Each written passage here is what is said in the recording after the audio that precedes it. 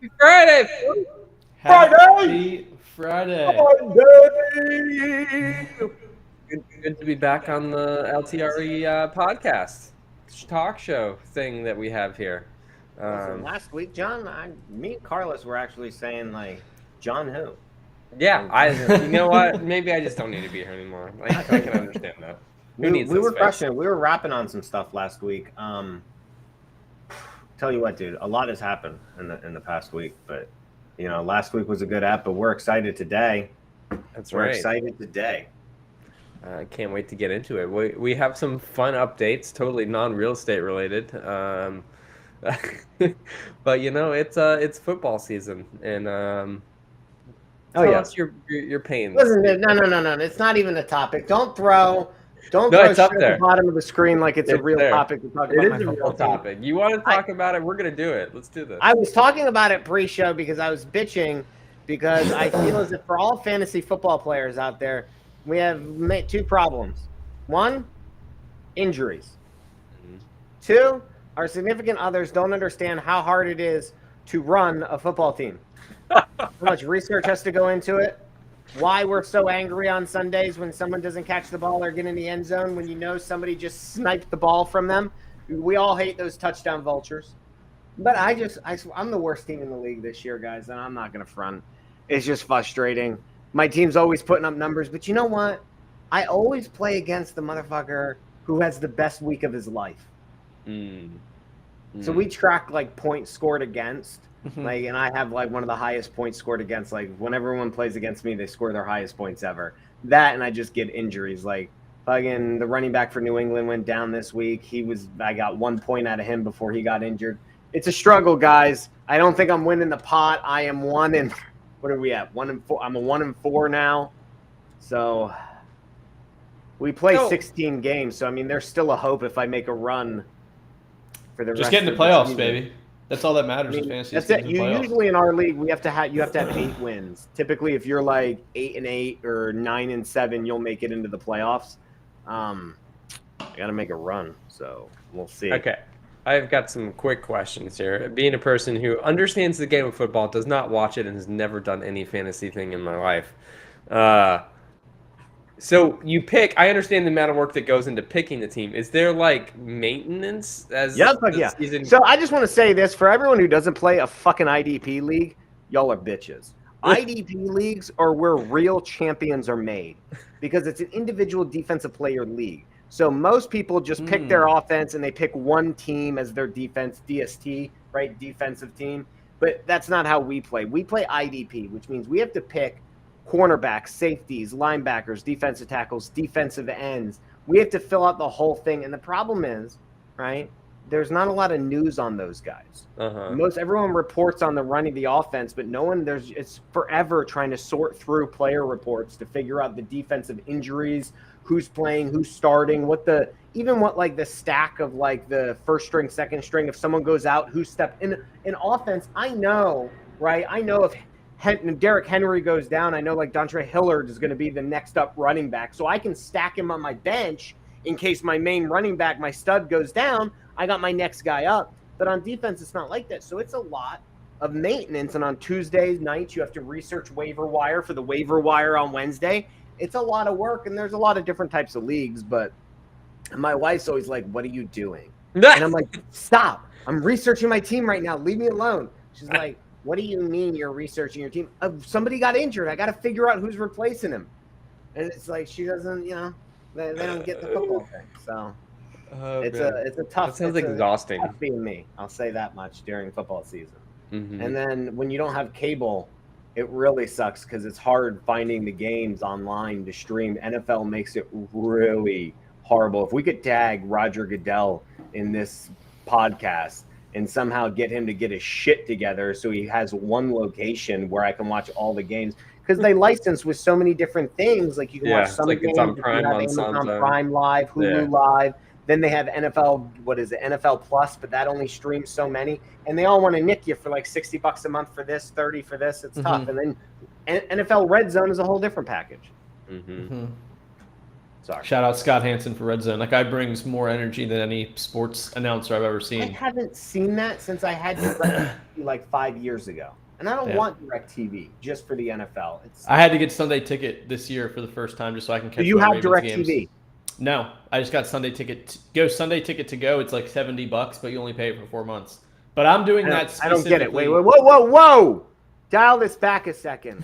I thought I had to have DirecTV to have Sunday Ticket. Negative. Sunday Ticket to go.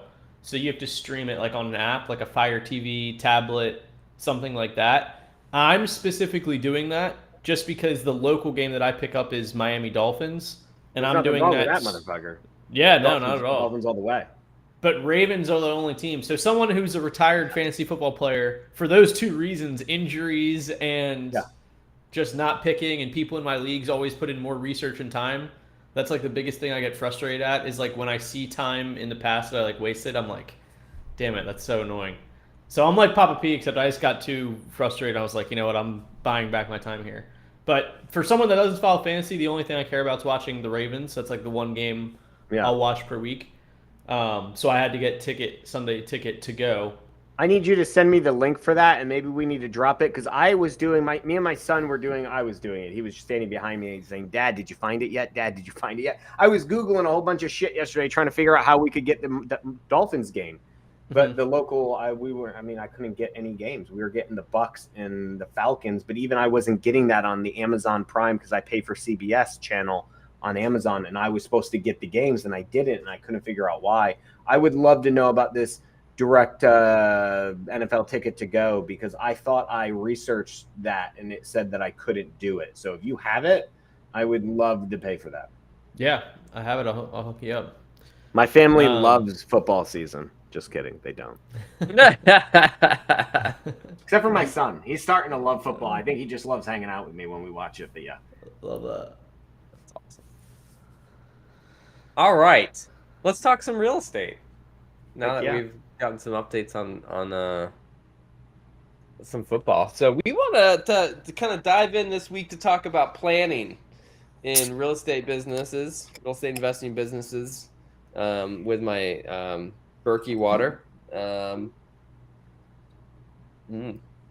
Refreshing. Every time I crack water, I think back to that Netflix documentary with Zac Efron, where I learned about water, and I feel like Zac Efron changed my life. I know Zac Efron has changed many teenage girls' lives, but I want Zac Efron to know he changed my life with that documentary on water. So I think he changed like teenage girls' lives like 10, 15 years ago, and now... Well, now he's changing grown men's lives. Yeah, exactly.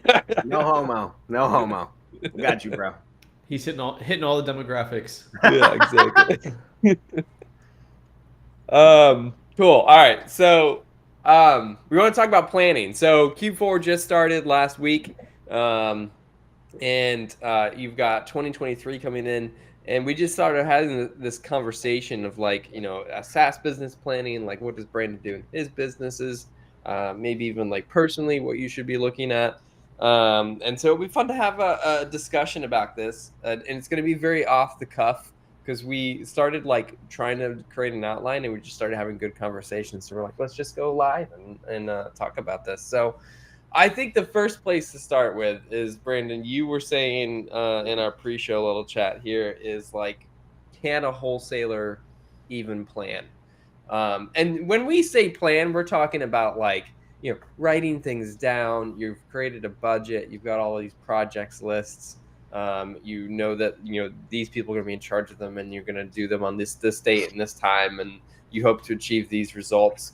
Because that's how we do that here at a minimal level. We're not a huge SaaS company compared to our parent company, Carrot. They're a huge SaaS company, and they just did their 2023 planning last week. They had 2 days worth of in-office leadership meetings planning their 2023, and I just finished planning Q4. So I mean, everybody has different stages. But yeah, let's start with the question: should a wholesaler plan? I feel like y'all motherfuckers always set me up to say some controversial shit in the beginning of the episode.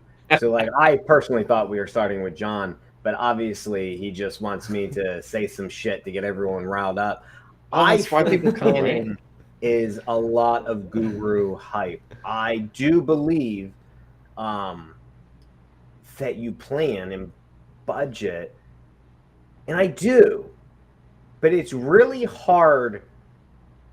It's really hard to say that like this is gonna happen and I'm gonna do this. So like for a wholesaler, the only thing you can really plan is what you want to do, right? And that is what forecasting is, right?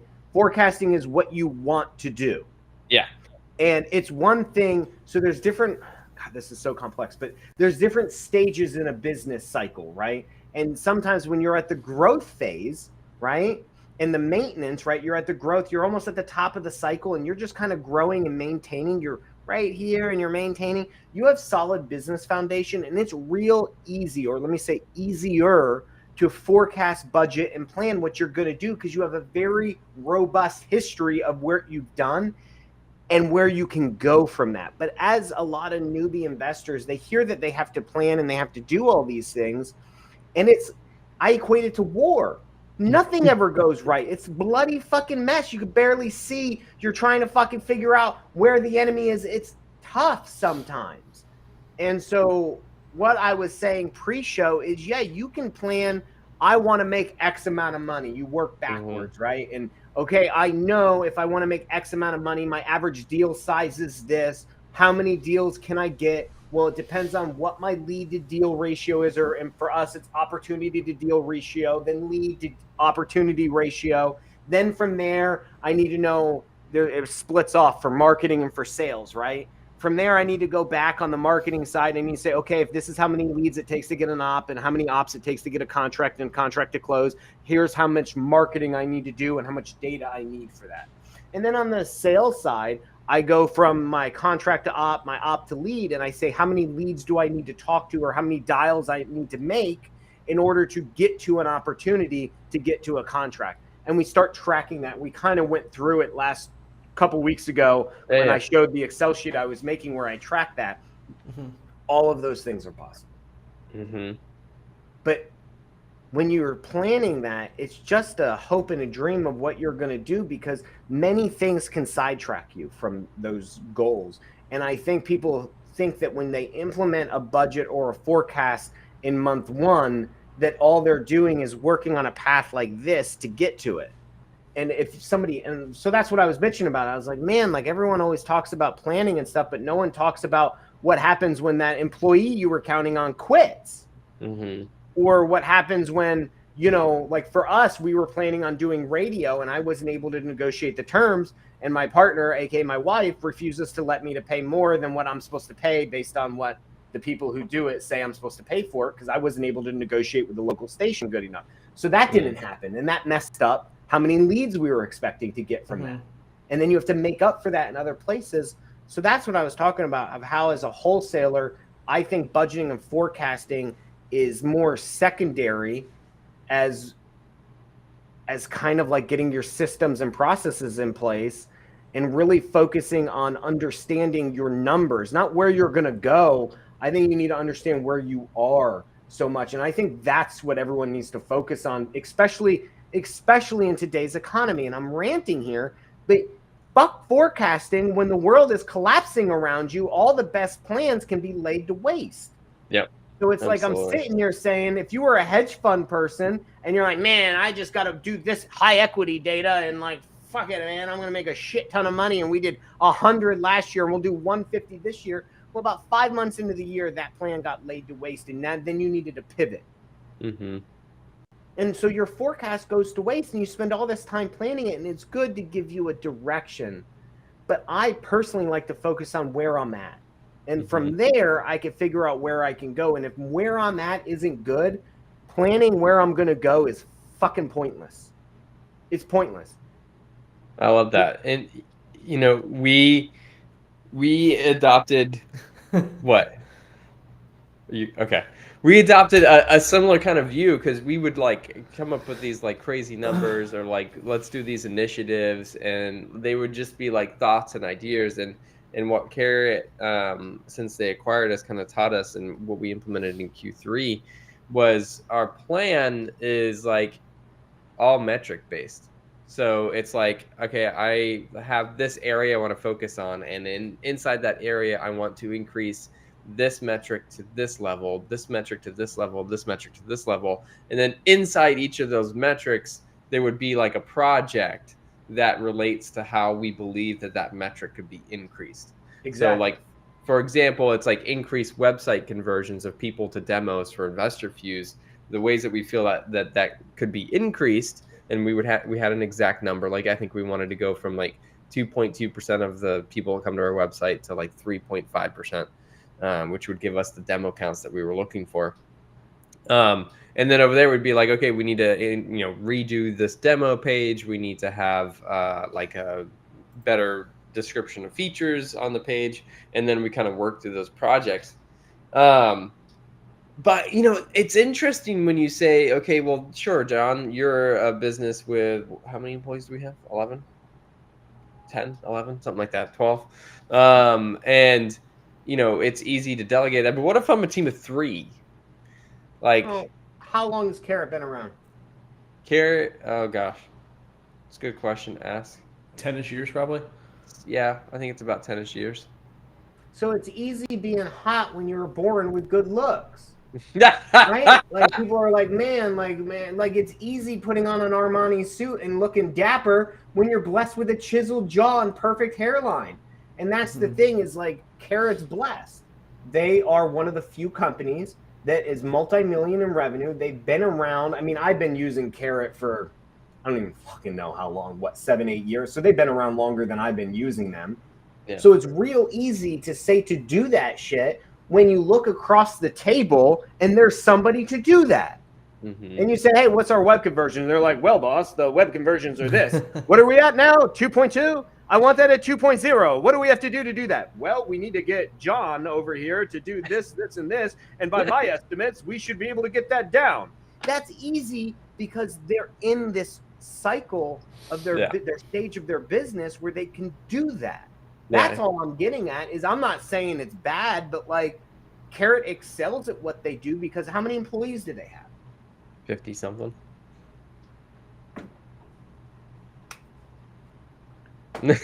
and case point, done.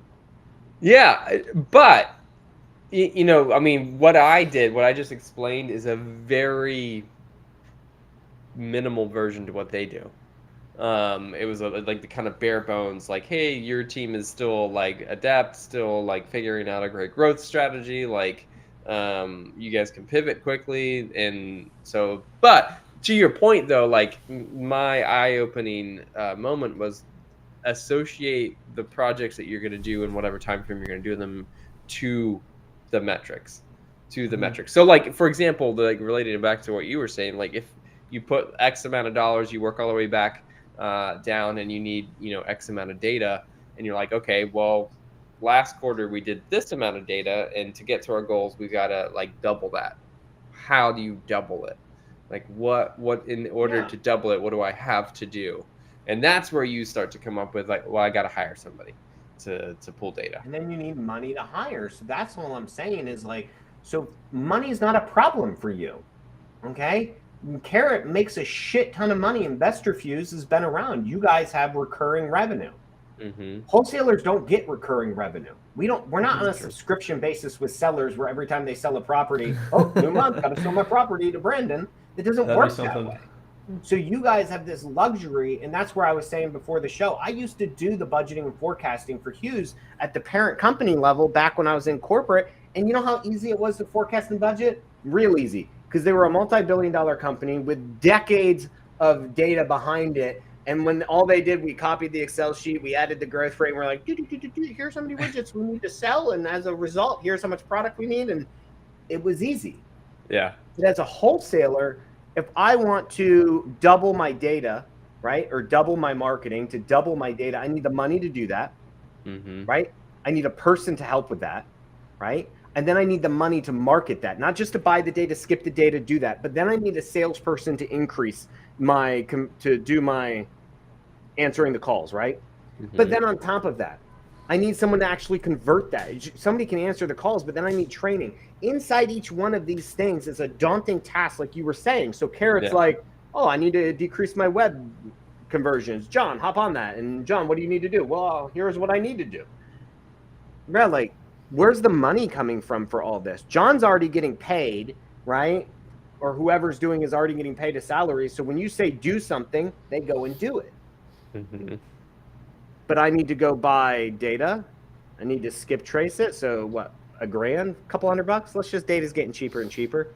But then to skip it, I mean, you could be spending $3, $4, $5 to skip trace some data, unless you have another subscription basis. But those ones probably you're getting like dumbed down data, so that's probably not a good thing. You should probably go to a real skip tracing.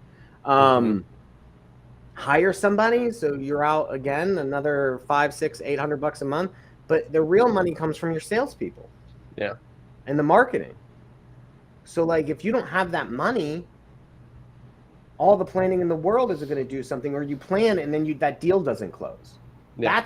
That's what I'm getting at, man. I'm not saying it's a bad thing. I'm saying planning could be an unrealistic expectation for a lot of new businesses. Case in point, REI Op Center. John and I have planned, and I'm just throwing out there, we have planned. We want to have about roughly 6,400 users, and we have our pricing plans, and we know exactly what to do. You know what? All that means jack shit. John had me put that together. John's like, Brandin, he did it. He did it to me. I didn't even realize. He's like, Brandin, here's what we need to know. We need to know our pricing plans. We need to know how many users we need to get to our monthly recurring revenue, and we need to know all the features you're giving. Can you put that together, Brandin? And I was like, John, I got you, bro. Put it together. All of it means jack shit. Because one, our product's not released yet to the public. Only I'm using it, right? We still have issues that we're solving. I mean, we had a meeting today with issues to solve. So all of that planning means nothing. And I'm going to throw John under the bus here. When I partnered with John to co-found this, John also told me this product was probably going to be released by March of 2022. Say that. Did say that. It's 10/10/2022. So all the planning in the world doesn't matter, because me and John and I hit employee roadblocks, right?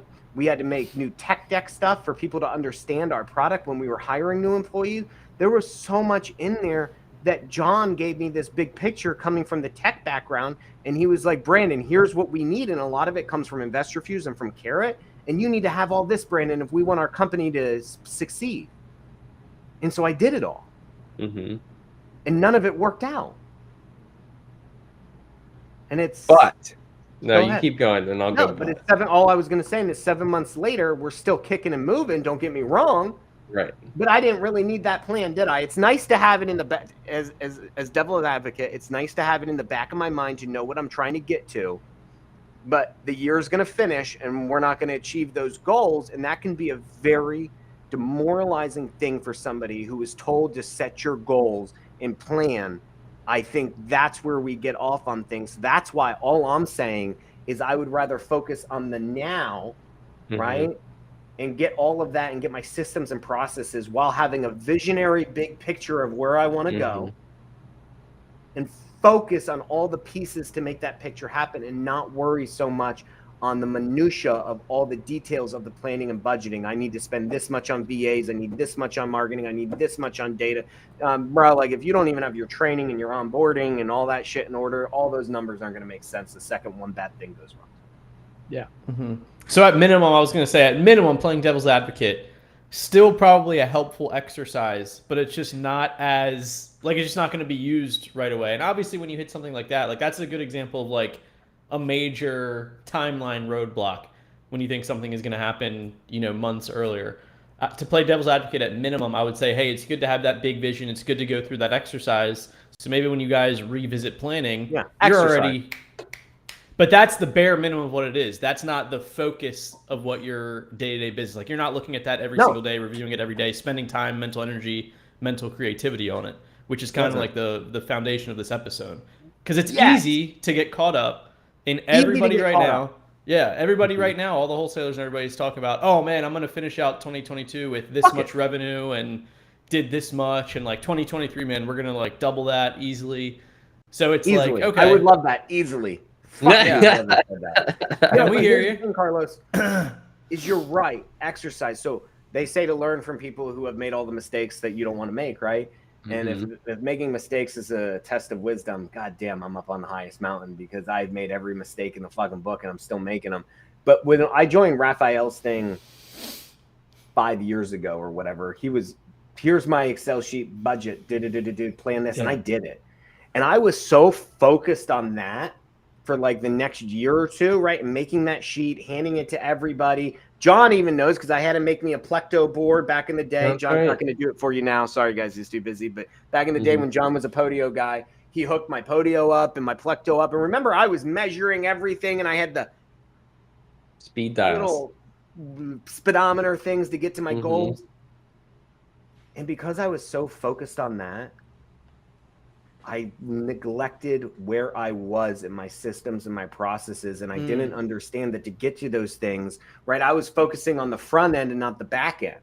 I was focusing on the results and not like how the sausage is made. I wasn't focusing on the ingredients in that mixture. So my sales training was shit. Yeah. My script hadn't been updated, right? Like all of these things, the staff to handle things, the who, not the how, none of that was in place because all I was focusing on was what I was told, make this budget. Here's how many leads you need to do, buy the data. And so I was doing it. I was just reverse engineering what it was because that's what I was told was supposed to be easy. Reverse engineer this, Brandon, spend 17% of your marketing, and those numbers are true, set 15 to 17% of what you expect to make on marketing. So guess what I was doing? We got to spend $15,000 this month, guys. Let's fucking do it. And I was spending fucking money. That's funny. But then I had someone quit. But that money was already being spent. But my hiring wasn't in place. Then I hired, and then I would lose people because my onboarding wasn't in place. And then they would onboard, and they wouldn't succeed because my training wasn't in place. And it's like, there's always something, Carlos. So that's all I'm trying to say is it's not, I don't want someone to be like, Brandon doesn't believe in budgeting or forecasting. I'm an accountant by trade, guys. Like I do believe in it. I just think a lot of it is bullshit for the industry we're in. That's all I'm saying. Yeah, I'll add some color to that. I mean, I think, Brandon, you have an incredible sense of vision. I don't know what your practices are, but in terms of like how you interpret that, but like, I mean, I know Carlos does too, and I know that he does daily, weekly things to do that, but you have such a sense of like where you're going and what you want that to look like, as well as like, and that extends into your family, that, you know,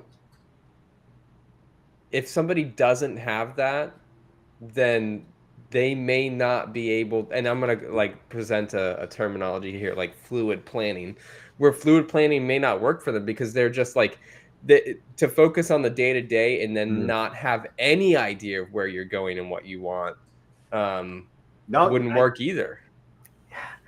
Yeah, you're right. That's actually a wise way of putting it. I guess sometimes I can get focused on how only my brain works. So I think that's where both what you and Carlos are saying is like, I like Carlos's word though, the way he exercise. Yeah. I think it's merely an exercise to get just an idea of it, of what to work towards.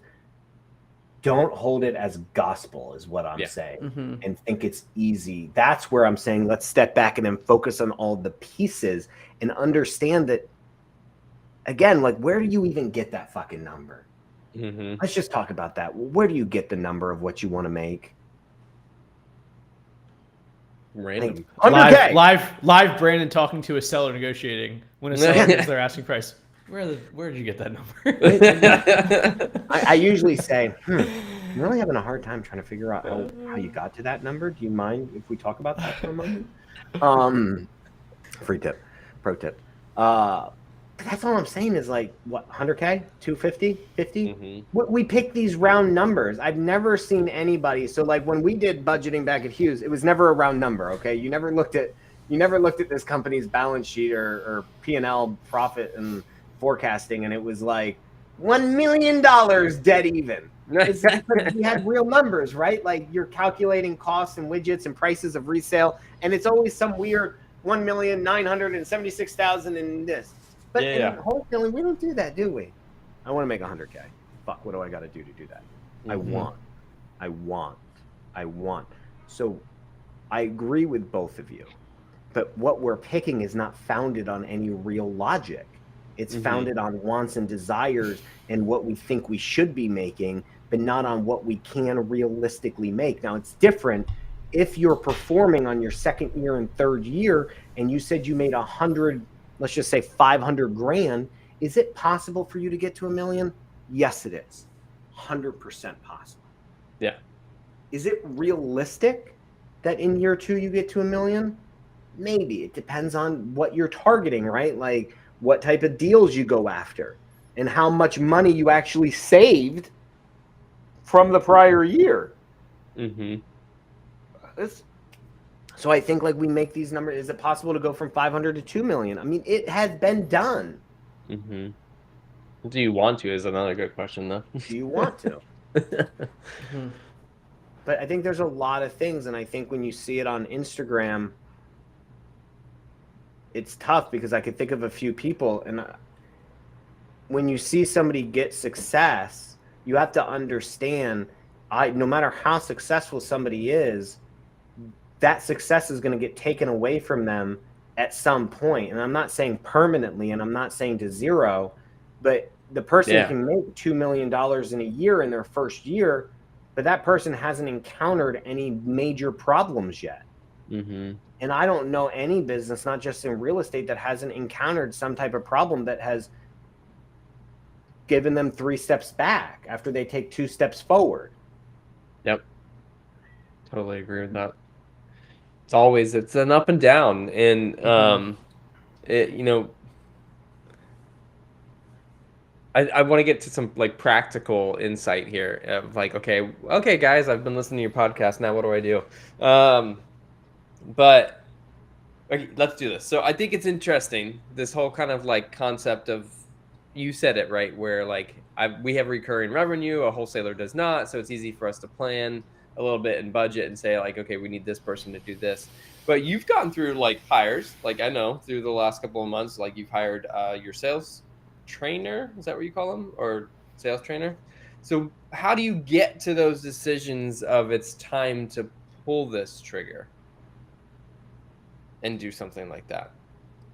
Because I know you're constantly talking with Brittany about this is what we want to do. This is where we're weak. This is how we improve. I'm assuming you don't just like all of a sudden wake up one morning and be like, all right, let's hire this person today.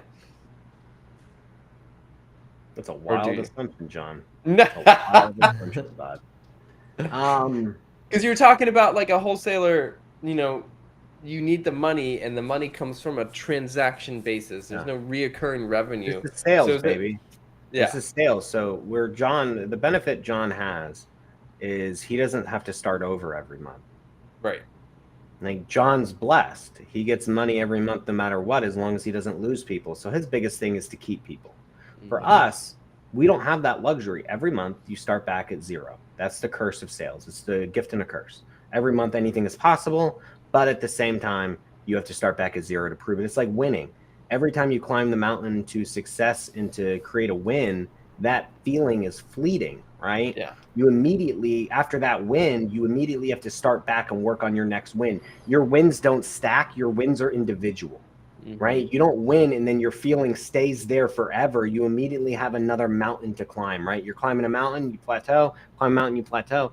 And that's kind of like what this is. So John, like the planning comes in that aspect. As you succeed and you figure something out, you're ultimately going to plateau or decline, right? Take 2 steps back. And so what I like to do is I just ask myself like, why? The 2 most profound questions, why and how? Why is this happen? How did this happen? Why is this continuing to happen? How can I fix it? Stuff like that. How did this person do that? How did this go down? Whatever it is, why and how. So like, hire the sales trainer, that took, I knew I needed it, but it was a lot of time on my part. I was trying to fit that position into other roles too, make a manager / trainer. And then I started coming to these realizations after 1 month of failing, another month of failing. Like I am creating my system from scratch. What Brandin has is something no one else has. Yeah. It's very easy for me to go. And so I think that's my biggest struggle is I like to create things. So no one else has the exact layout I have. So I had no blueprint to copy. Yeah. So I am literally failing and figuring it out. So I thought my manager could do it. They couldn't do it because then they weren't helping the team. And then if the team was failing while he was training, no one was getting deals. So like then I was like, okay, I need a manager. But then my processes weren't good for hiring, like the onboarding. And then I fixed that. But then it was like the actual training needed updated. So like that's why I speak from this level, because John, you're saying, how do I come up with that? It's not like I sit down, like I'm not Carlos. Like in my mind, Carlos likes to go out into his Miami penthouse balcony with a little cushion and a cup of tea with a little box of sand and a rake, and he sits down cross-legged and he's just and he's just like, and he's got a little gong. He's like, boom, I shall come up with this month. That's not, I'm not as organized as Carlos in his momentary intentional thinking. I come up with it on my runs, and it's usually like I don't listen to music. My wife thinks I'm a psychopath. It's my moment. I say if I can't figure something out in like a 5-10 mile run, I'm never going to figure it out. So John knows I'll come up with my best ideas. A lot of times it's banging my head against a wall as something's failing and we're losing money, because yes, we still lose money. I don't mean going into the negative. I mean like, you know, you lose the deal, right? Like you took I took a 60K loss on a flip, right? Like things like that. And that's happened. Why has it happened? How has it happened? I ask those two questions and I'm very honest with myself. And then it takes me a little bit, John, to actually hire the person. And then usually I make a mistake. So it's usually either my ad is wrong, I'm getting the wrong candidates, and then I kind of scrap it. Like right now for social media marketing, like I'm creating a whole new department and all my interviews were bullshit. I fucked up on the calendar invite. I was getting the wrong type of people. So I realized that, scrap it, start over. But guess what? That's 2 weeks. It's 2 weeks wasted on this mission where in my mind, my planning was I'm going to hire someone this week. This will be week 3, bro. Yeah. This will be week 3. And same thing with like the training aspect of it. It's like, that was 2 months ago I hired her. How long do you think it's going to be until my first person runs through that training protocol? So it's like, I got my guidebooks. I have hundreds and hundreds of pages of guides and I've shown them to you guys. And no one's even used them yet. So I'm hiring them.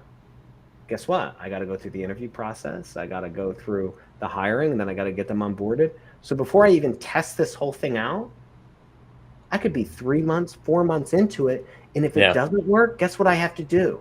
Scrap it and start over. And that is the curse that I was talking about, is it's like the planning. I can plan that my revenues are going to hit things, but these projects aren't easy. Like REI Up Center, released in March, getting released in October. That's why I am not a huge fan of the detailed budgeting and stuff, because I believe, or maybe it's just me making life more difficult, that I don't believe it's possible. No, I think, I mean, it's all a journey, right? And I mean, we've stressed here in the show multiple times, like your old corporate job, carrot, even investor fees to a degree, right? Like when you get to that situation where, you know, quote unquote, you're blessed or growth is happening, reoccurring revenue, it's easy to do the traditional planning. What the majority, and I do know some real estate investing businesses that do that type of planning because they're just like such a well-oiled machine at this point and have the money in the bank to do whatever the hell they want. 100%. I would not be speaking to them.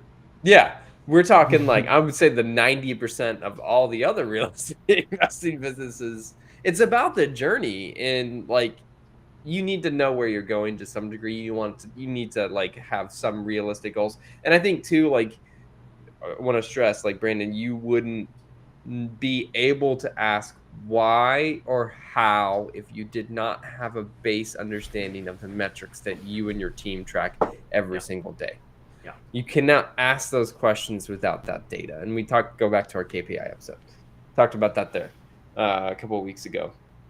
And so if somebody's just like free floating through their business, not tracking anything, just saying, I'm going to make $100,000 this quarter, it's not going to happen. It's going to be incredibly demoralizing. There it is.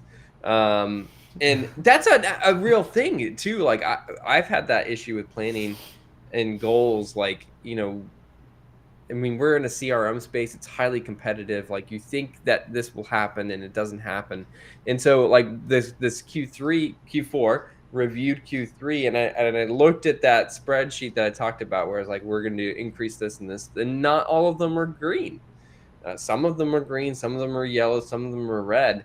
And to look at that, you'd be like, man, that sucks. And so I did this like practice in my head. I was like, what went well this last quarter?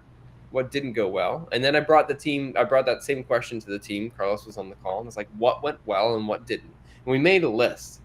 And I didn't speak to what I had on my list until they were done inputting their ideas. And the what went well was way bigger than what didn't. So it's like, you know, the Q3 plan that we set up 3 months ago says we didn't do that great. But when we actually look at this is what the ups and downs were in the quarter, we had a whole like Twilio episode that we had to go through and stuff.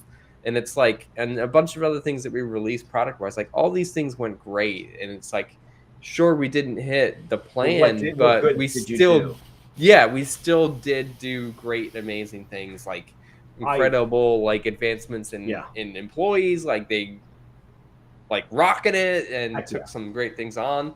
So it's important to have that perspective too, that it's not just like a plan is a part. You need to track your wins. It's like even when you do, and I left that out. You're right. I was too busy bitching and moaning that like even for us, even though I'm a big picture person, like I write down every year what I want to do. And it's very helpful when you go back, because sometimes we're so hard on ourselves that we kind of overlook the stuff we do and we only focus on what we haven't done or what's failed. Yeah. John's right. That aspect of it is probably one of the most, for a newbie, is one of the most important things. Is like going back. It's like when you check off your to-do list, don't erase them, cross them off so you can actually visualize how much you've done as a positive reinforcement that you're getting stuff done. Same concept. 100% agree with you.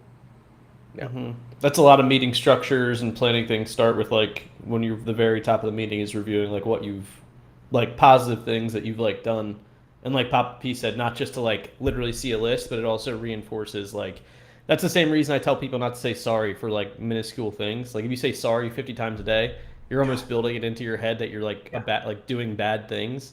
Yeah. If you start and have a habit of like getting things done, like talking about things that you've accomplished, then you're almost telling your head like, oh, I get stuff done every week. Like I'm expecting to get stuff done every single week, every single day. But no, I love this. This is good. And I mean, like kind of like John was saying towards the middle of the episode, like there's levels to this. Obviously, you're gonna approach this differently if you're a leader of your family and a leader of employees in your business than if you're just by yourself, no family and no people in your company.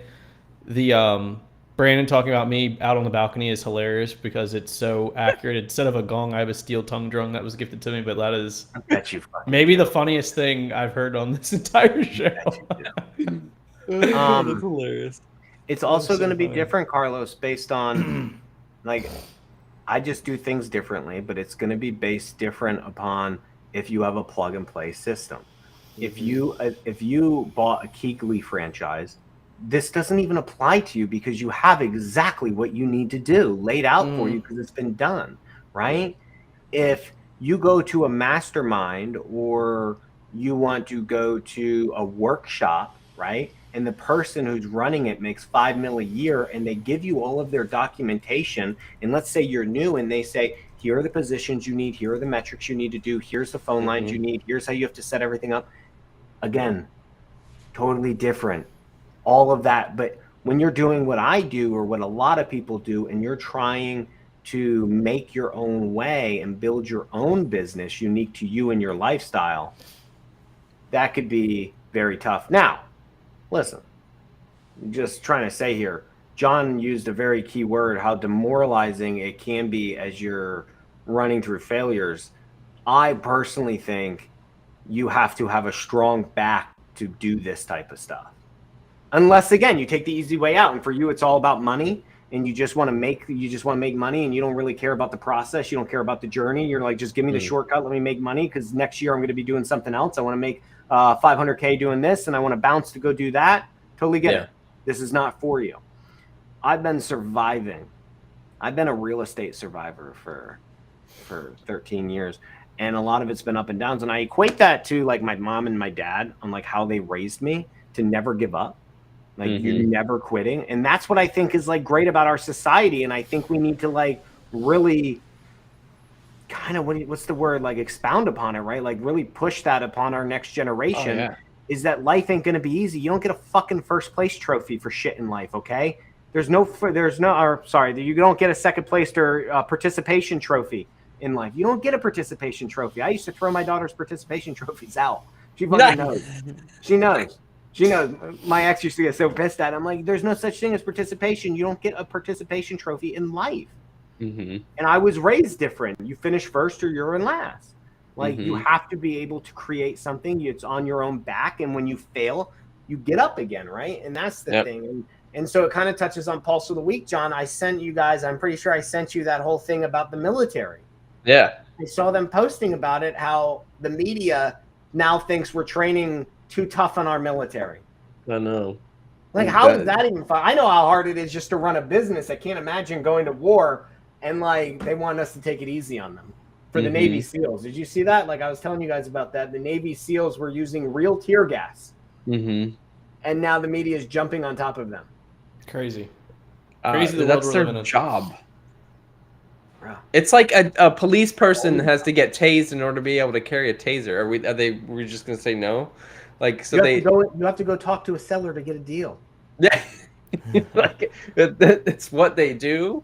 It's what they're probably going to encounter. And I mean, I could maybe see, like, because I know some families and like their oldest kid has gone off to boot camp, and they're like, maybe like this, just, you know, these types of smart people that are going to end up in like forces. I know, that's what I'm saying. So you were telling me this, and I was like, oh yeah, like normal army boot camp. That seems a bit extreme. And then you said special forces. And I'm like, well, I really hope they are using real tear gas on them, because this is what they do. And if 100%. anybody wants an insight into how crazy special forces is, you should go read David Goggins' book. Can't Hurt Me. David Goggins is crazy. I saw a funny ass meme of him yesterday where it was like cartoon, and they got off on Mars as the first people on Mars, and then as they get off the plane, there's David Goggins running. He's like, "What's up, motherfucker? Stay hard." He's like, "David, how'd you get here?" He's like, "I fucking ran all the way through. Ran up here. I'm on my way to Jupiter right now." I'm like, fucking David Goggins. That's hilarious. But that's the thing, is David Goggins is a fucked up, sick individual, and he loves that shit. Yeah. I have some buddies who are in special forces, and I don't really know what they do. I don't ask them questions. You know what I mean? All I know is ever since I've known them, they love this shit. They love it. Yeah. I would never ask them this question, but I feel as if I asked them, would you want it to be taken easy on you, or would you want the real shit to run? I'm pretty sure they would slap me in the face. They would bitch slap me for even asking that question to them. Right. Because they signed up for this. So why are we trying to wimpify our fucking nation? It's already sad enough that what we're doing to children right now with gender neutralism and all this shit. But now all of a fucking sudden, our military, it can't be tough. I'm pretty sure I want my military to be the toughest motherfuckers out there that other countries are scared of. Yeah. I want Putin to be afraid of the motherfucker who got tear gassed for practice and fun. 100%. I agree. I think Tom Brady. I think Tom Brady would agree with you too. Fucking Tom Brady, dude. That motherfucker. He's getting. Oh man, dude. And you would think Tom Brady had the perfect life. I know. You would. Living in that giant mansion in Tampa Bay. Now he's getting divorced. And when you thought of somebody who, if you had to picture one American who had it all, and that anybody, like any male, any red-blooded American would say, man, like, if I came back to life, I would probably choose myself again. But other than that, right, you would pick Tom Brady because he had the money, he had the skill, he had the looks, he had the talent, he had the house, he had the wife, he had the Super Bowl rings, he had the everything, the brand. But I don't know, Carlos. Everybody has everything. What are you thinking? Man, I think he's going to have to go back and readjust his life planning. He probably wasn't expecting after being 45 years old to be back on the prowl, you know, trying to find another life partner. Talk about planning. Like, something, Carlos, is it, when you're Tom Brady, is it really a prowl? No, it is a he has a lot of applicants coming into his. Yeah, what is that? If it's not a prowl, what predator is that just sits and waits for them to come to him? Because like that's a really Venus what it is. flytrap, something Like that. a Venus flytrap. Yeah, there's a. I'll bring some turtle knowledge to you guys. There's the biggest freshwater turtle in North America is called an alligator snapping turtle. It's huge. You can get huge. It sits on the bottom. It opens its mouth and its tongue looks like a worm and it just wiggles it and then the fish come to its mouth and then it eats it. So it's very slow. It doesn't chase after anything. It just like Tom Brady. So what you're saying is all Tom Brady has to do is just sit there and wiggle his tongue and the women will, well, yeah. Pretty much. I got you. We're going to pretend that turtle analogy didn't just happen, John. Hey, you were asking for an animal that the just turtle sits there. I brought But one yeah, for you. I mean, it just goes to show that nobody has it all. Yeah. You know, you would think he had it all, but he doesn't. Carlos, though, Giselle is now on the open market, bud. That's right. Love that. Well, I think she'll be down there for Fashion Week, so. Miami, Tom Brady's a Miami guy. He was trying to come to the Dolphins and be a part owner of the Dolphins, and he came here during the hurricane the other week. He was hanging out here solo, yeah. Oh, he's a big Miami guy. He's big into crypto and all that stuff that's tied in down Tom here. Brady. He's constantly beating us. Why does he want to own the team that he was constantly beating the shit out of every single year for the last decade? Because that's the team that I don't know what our record was against the Patriots, but I know it wasn't good. Oh, no, not good. Except the last couple years. Well, yeah, with post Tom Brady, Belichick can barely keep his team together right now. Talk about someone that needs to do some annual planning. It's out of his control, though, man. Belichick doesn't. I don't know what his rules of his contract are, but it's the GM that does all that. But yeah, I don't know, man. I feel for Tom Brady, but that's the price of being excellent. There's always sacrifices. Some people would say he went too far, though. Would he be getting divorced if he would have just retired 2 times ago? Right? Like, yeah. Was it just too much? The if questions. They'll get you. So anyway, stay hard, motherfuckers. Stay hard. That's right. As David Goggins would say, stay hard. I hope our military stays hard. That upsets me. You know, I think they will, right? Like, I mean, it's the media just finding something. I think someone needs to take whatever journalist this is and bring her or him to a black site, and we never hear from this journalist again. You know, one of those shipping containers that just circles in international waters that we never know about or hear about. It's like that episode of need to go. Silicon Valley where he gets in the automated car and it drives into the shipping container. Yeah, I'd be okay with it, so we can stop reporting on these things and let our military do what they need to do. That's right. All right, guys. Stay hard. Stay hard. Another great LTR week. Stay hard. And we'll see everybody next week. Don't know what we're talking about yet, but I'm sure it's going to be great. See you then. Always does. Lock and load. Peace.